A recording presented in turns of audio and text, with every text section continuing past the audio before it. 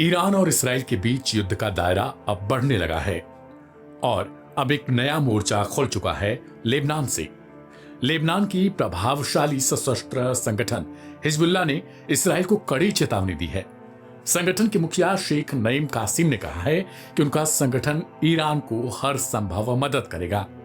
बता दें कि ये वही संगठन है जिसने ग्राउंड ऑपरेशन के दौरान इसराइल को धूल चटाने का काम किया था और अंततः अमेरिका ने बीच में आकर मध्यस्थता कराई। अब ईरान और इसराइल पर बढ़ती चिंता और अमेरिका की संभावित एंट्री पर शेख नईम कासिम ने नेतन्याहू और ट्रंप को निशाने पर लेते हुए कहा, ईरान का परमाणु कार्यक्रम पूरी तरीके से शांतिपूर्ण है।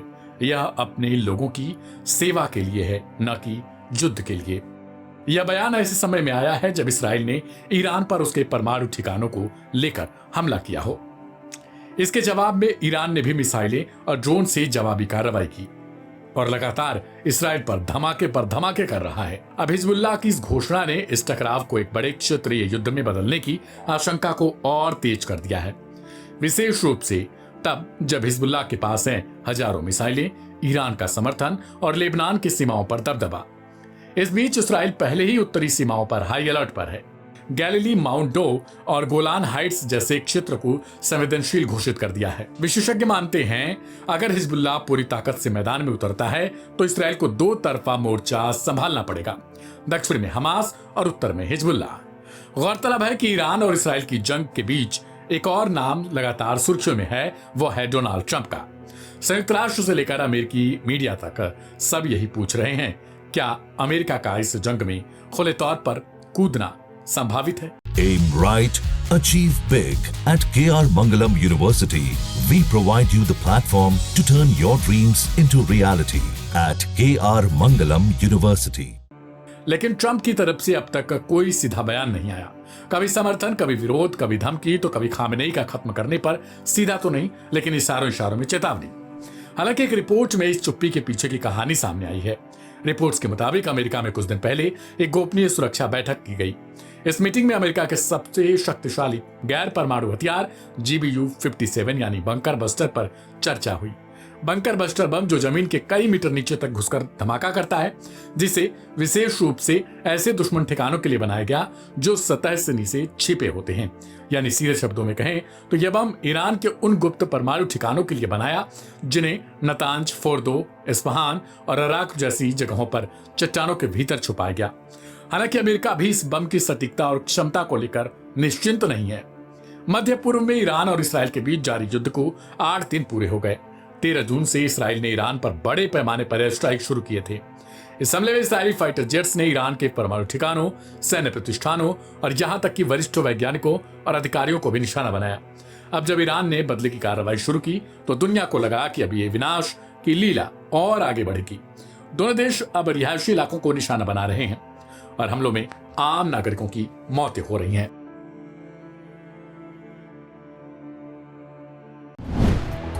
ईरान इजराइल युद्ध में बदनाम बम का हुआ इस्तेमाल।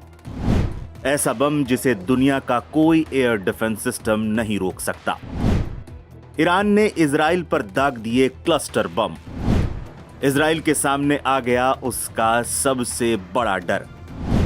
ईरान ने दाग दिया इस युद्ध का सबसे घातक हथियार। क्या होता है क्लस्टर बम?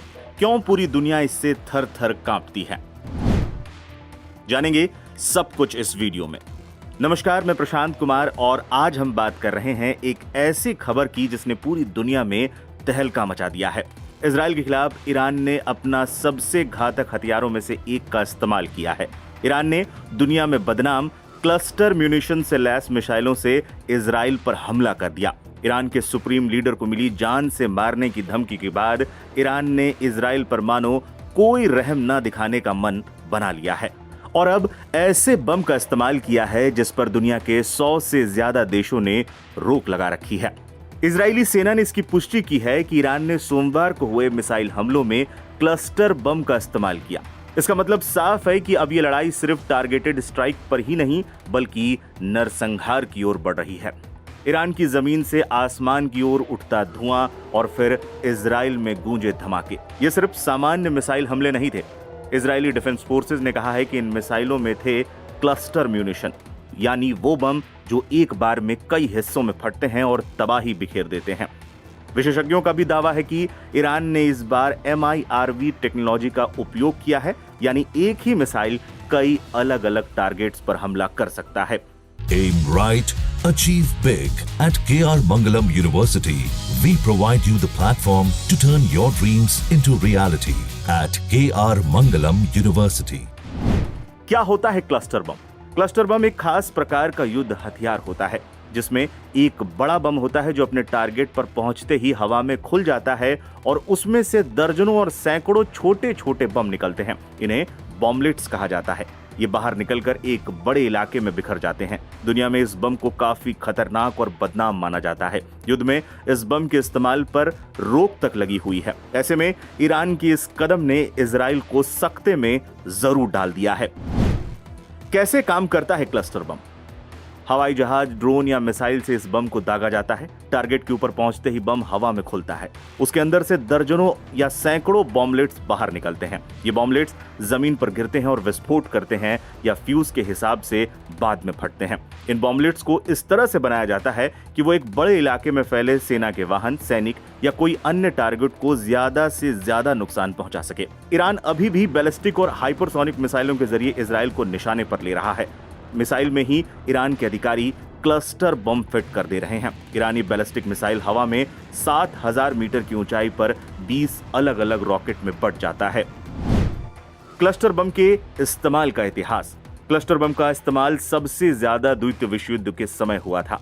वियतनाम युद्ध में अमेरिका ने इस बम के जरिए खूब तबाही मचाई थी। इसके बाद शीत युद्ध के वक्त भी क्लस्टर बम का बोलबाला रहा। ईरान और इराक युद्ध में भी इस बम का इस्तेमाल खूब हुआ, जिसके बाद पूरी दुनिया में इस बम की चर्चा होने लगी। बॉम्बलेट्स अक्सर पूरी तरह नहीं फटते और जमीन में छिपे हुए मिनी बम की तरह बन जाते हैं, जो सालों बाद आम नागरिकों के लिए जानलेवा साबित होते हैं।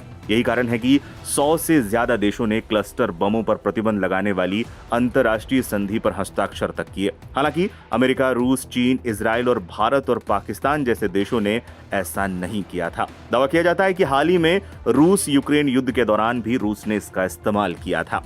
कुल मिलाकर यह कहा जा सकता है कि ईरान ने सबसे घातक हथियार से हमला कर दिया है, जिसको लेकर जो दावे हैं अगर वो सही साबित हुए तो मिडिल ईस्ट ही नहीं पूरी दुनिया में पावर का बैलेंस डगमगा जाएगा। लेकिन इतना तो तय है कि इस बम ने इजराइल के साथ साथ अमेरिका की भी नींद जरूर उड़ा दी होगी। आपको ये वीडियो कैसा लगा हमें जरूर बताइएगा। ईरान इजराइल युद्ध पर अपनी राय भी हमारे साथ जरूर शेयर कीजिए। आप और किस तरह के वीडियो देखना चाहते हैं हमें कमेंट करके भी बता सकते हैं। YouTube पर हमें देख रहे हैं तो चैनल को सब्सक्राइब जरूर कर दें।